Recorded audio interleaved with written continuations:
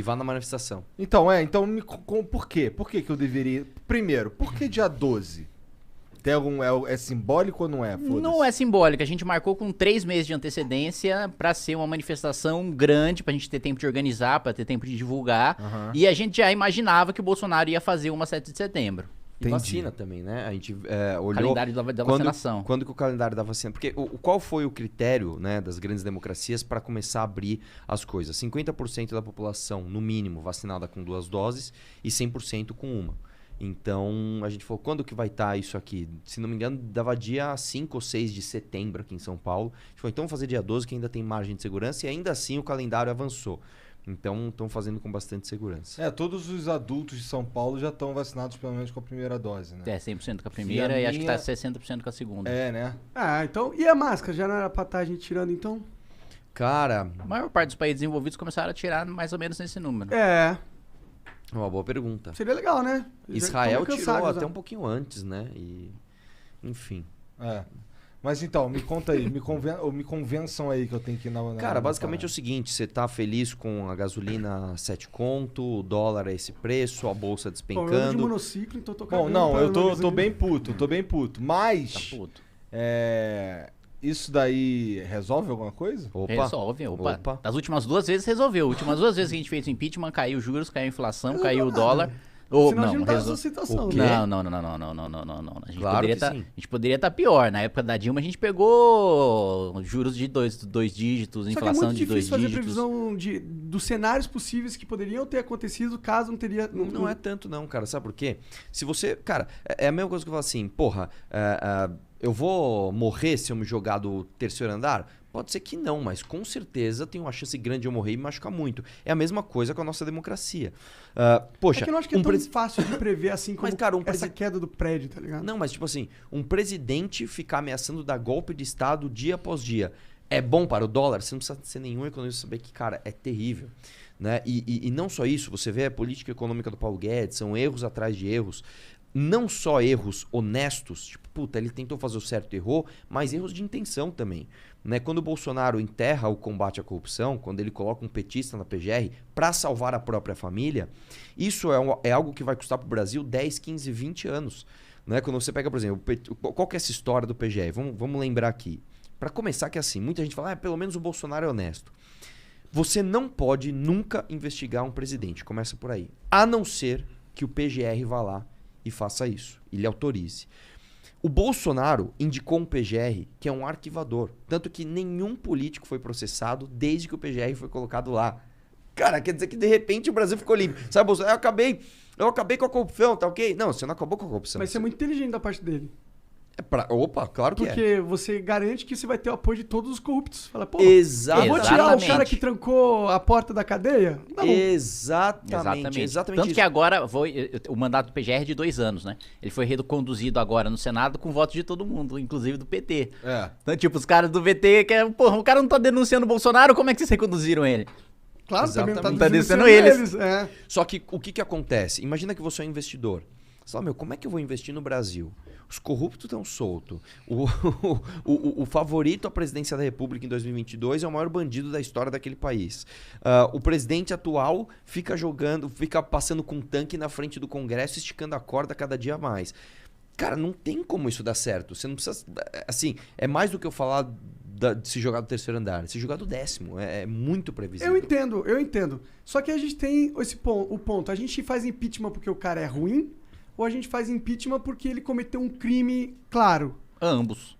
Qual o crime claro que o Bolsonaro cometeu, assim? Puta, são vários, cara. Se você pegar, por exemplo, toda a gestão dele na pandemia, cara, assim, você não precisa ser um especialista em direito pra saber Não, mas que o cara... isso não parece claro. Alguma coisa que Claro você que é explica em claro. 2 segundos e qualquer claro, pessoa entenda. Ele cometeu, a meu ver, inclusive, homicídio doloso ao incentivar no meio de uma pandemia pessoas a saírem e se aglomerarem, e inclusive sem máscaras.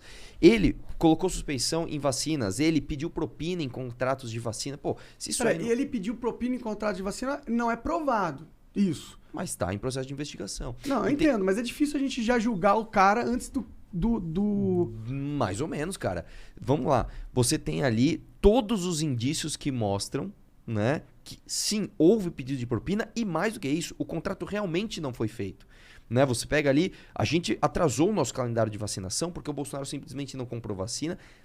Cara, não, eu entendo. É a realidade. É que eu só digo que juridicamente seria importante ter alguma prova que realmente ligasse o Bolsonaro diretamente com essa compra pra gente ter esse negócio claro que eu tô falando pra você. É que juridicamente ele assinou, ele contratou a Covaxin. Mas, e anulou depois. Sim, mas isso pode ter sido uma treta, tipo, eu não tô falando que eu acredito que o Bolsonaro é eu tô entendendo. Você tá... Eu tô sendo advogado do diabo aqui.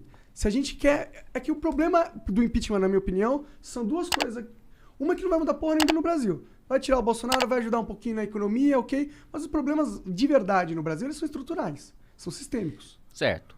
Agora, a gente não soluciona os problemas estruturais com o Bolsonaro no poder. Com certeza não. Mas aí entra o segundo ponto. Para rolar um impeachment, tem que ser alguma coisa muito forte, eu acho. Porque a gente já tá no histórico... O Arthur Lira tem que querer, né? Tem que ser um bagulho que mas o sim, Arthur Lira consegue cá entre nós, a parte jurídica... Importa menos. Importa menos. Porque o do Collor foi o Elba, o da Dilma foi a pedalada fiscal. Ambos cometeram crimes mais graves.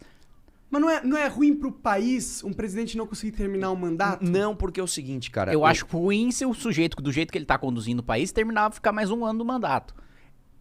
Porque o que acontece, Monark? É que esse ano agora nada mais vai ser feito. Agora eles vão entrar em eleição. Não, o pior ainda, é nesse ano mesmo que eles vão começar a gastar mais e a estourar mais. O Mourão, você acha que eles vão fazer alguma coisa? Claro, cara. Você acha? É porque, vamos lá, ninguém tá falando que o Bolsonaro é péssimo e o Mourão é maravilhoso, não é isso. Uhum. A questão é que você tem um presidente que não tem sequer a intenção de acertar.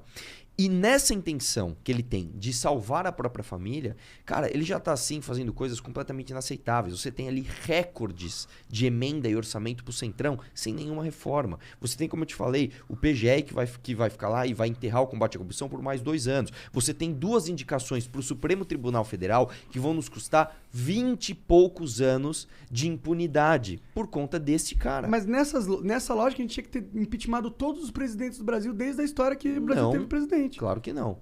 Não, de jeito nenhum. Será que todos os presidentes não fizeram conluios? Todos os presidentes não... Não, uma coisa é você fazer uma coalizão. Outra coisa, o que o Bolsonaro tá fazendo é o seguinte, eu acho que tem 2 problemas. Fazer coalizão política para governar é normal. Você precisa conversar, você precisa ter indicação política, você precisa inaugurar a obra no estado do cara para dar voto pro cara. Isso é normal, precisa acontecer em qualquer governo e precisa ficar muito claro que a gente não é igual o discurso do Bolsonaro da eleição, não vamos negociar nada que eventualmente se o Arthur, por exemplo, que é pré-candidato a governador, ele ganhar o governo do estado, ele vai inaugurar a obra com o deputado estadual no reduto dele, o deputado estadual vai fazer parte de secretaria, vai estar presente, mas o cara vai ter que ver uma ficha que ele vai ser decente, vai cumprir determinados critérios técnicos de currículo, etc., mas vai ter indicação e composição política. A grande crítica é o seguinte, primeiro, ele abrir completamente o orçamento e pastas estratégicas pro Centrão, então abrir a saúde, abrir a educação, abrir os ministérios que geralmente eram da cota pessoal do presidente da República, que é quem determina a política do país. Isso não foi feito no governo Dilma, FHC, todos os outros? No governo Dilma foi. No governo Lula, não, ele ditou a política econômica. No governo Fernando Henrique, ele também ditou política econômica, política de educação, política de saúde. No governo Temer também, ele ditou política de educação, ditou política de saúde. O Bolsonaro, ele tá absolutamente... Assim, ele não tá governando. Claro. Essa é a grande realidade. Então, ele deu cargo de primeiro escalão e ele triplicou o que os outros presidentes davam para fazer articulação política. O Temer, com 3 vezes menos, aprovou 2 reformas e se livrou de 2 denúncias em plenário, que é caro você comprar o voto de um deputado na sua base parlamentar para votar contra um presidente impopular. Mas não é foda que eles fazem isso dentro da lei?